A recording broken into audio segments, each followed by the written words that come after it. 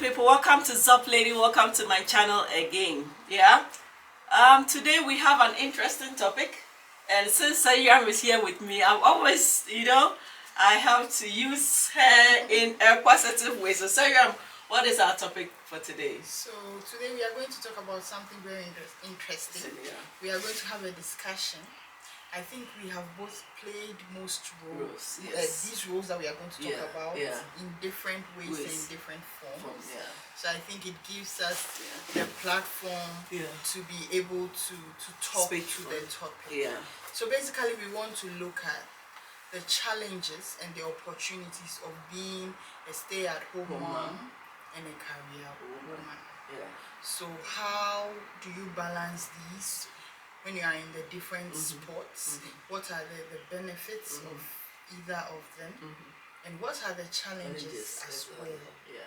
So before we dive into that topic, I just want to find out from Seyram or anybody who wants to engage with us. You can drop a comment below. Can you combine being a stay-home mom as well as being a career woman at the same time? You can, but it's very difficult for women. Is it for super ordinary woman can do that? I think anybody can do it. Anybody can do it. But what do you need? You need over 110% of your energy all the time, which I think it's hard to do. But definitely if you are a stay-at-home mom, or what Genevieve you call a homemaker, it doesn't mean that you can't, exert yourself. Like you can't do other things that fulfill you. It doesn't mean you just stay at home and kids go and then you sleep and then they wake up. You are busy.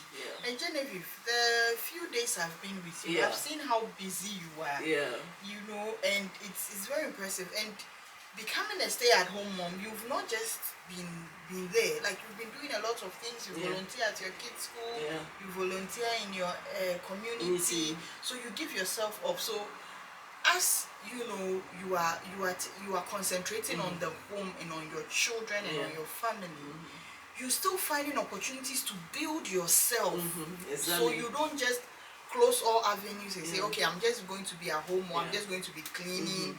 But how do you grow also in that time and in that space? Exactly. So we can discuss those things. So another question that I want to pose to Seyram will be, what about a career woman who for one reason or the other lost her job and now she has to be a stay-at-home mom? What are the things that you like to tell her? Because you've experienced it before and then now you have bounced back into your career mode. What will you tell the person while the person is working and waiting to get a job or now searching for a job? In that interim, being a stay-at-home mom or a homemaker, what will you advise her to do? I think it's an opportunity to learn new things.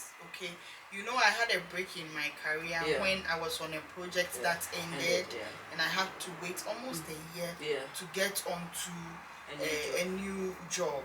In the process, I was learning new things. I volunteered also. So I enjoyed my time at home. I wasn't in a hurry to go back to work because at the time I had a little child, a baby. So it was more meaningful. It was meaningful to have that bond. And this was just coming from COVID, And during COVID, whilst we were working from home, I realized how I didn't really know my kids. I didn't really have that bond with them, that I could have. So COVID gave me that opportunity. So after that, when this project ended, I wasn't in a hurry to get into the workforce again.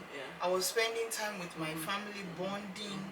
And at the same time too, I volunteered. So I registered for the UNV program, United Nations Volunteer Program. They have some of the programs that you can do remotely from home. So you don't need to be on the field. So I got some work from there that I did. So just to also be using your brains to be doing other things. So those are some of the things that I did.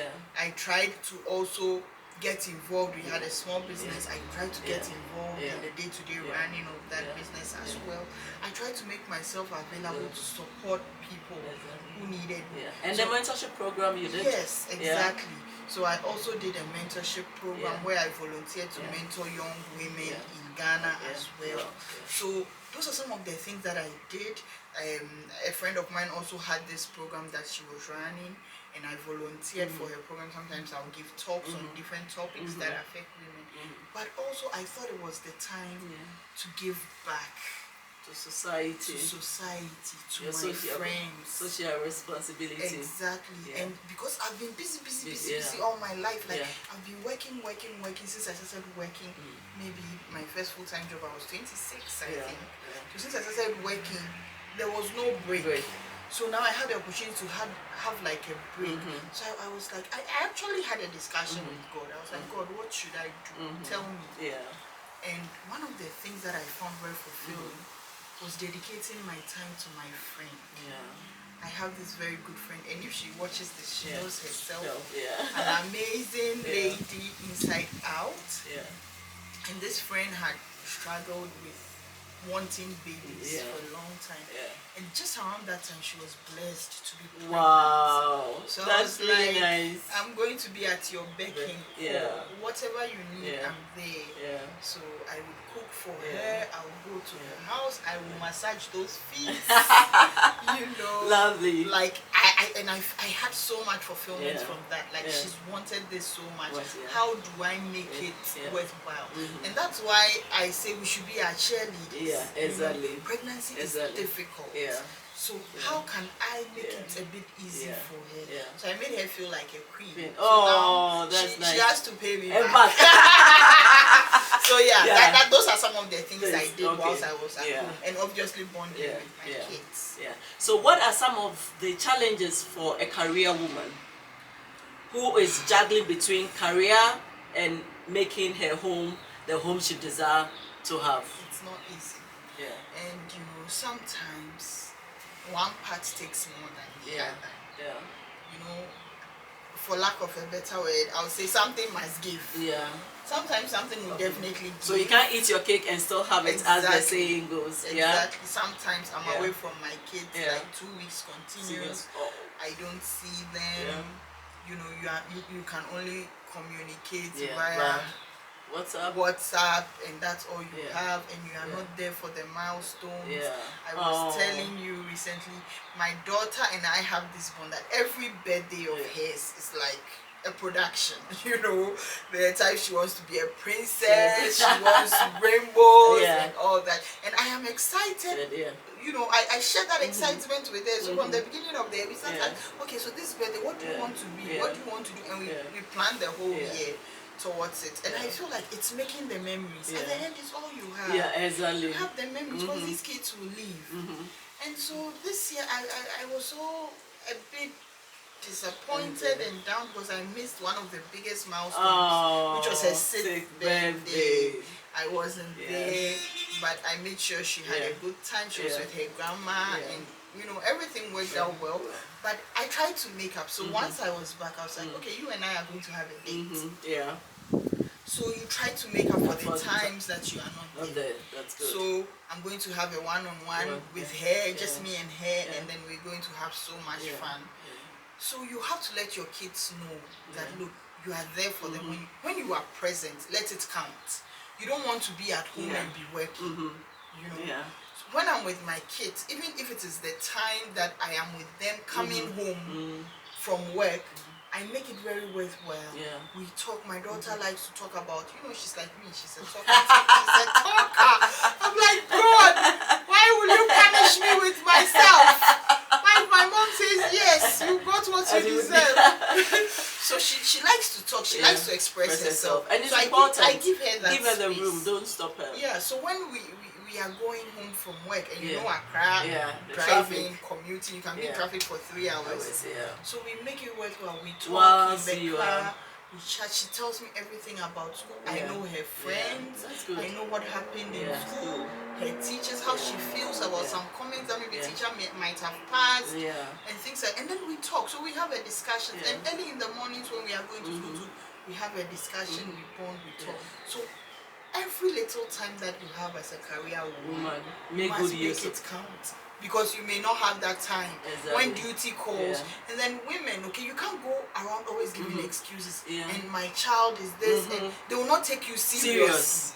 Unfortunately. So what would you advise them to do in that sense if they don't have to use their children as an excuse not to go to work? No. Or not to be productive? You make it count. There are times that, I'm not saying that's the best. If there's for me, if there's a deadline, I must meet it. I don't want the deadline to come and pass and I'll give an excuse. So if that means that after I tuck the babies in bed, I have to get up and work, I will do it to make sure I meet the deadline.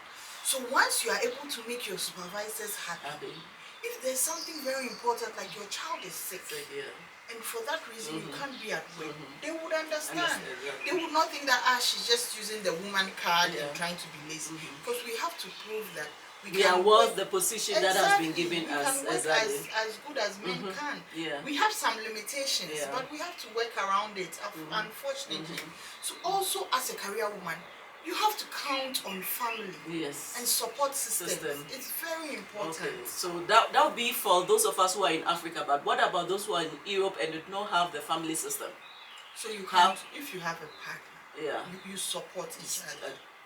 So the advice, please can you look into the camera and advise the partners so to support their women? The men, you support your women. Sometimes your wife has to be away. You have to do the cleaning. You have to take care of the children, and you have to support each other.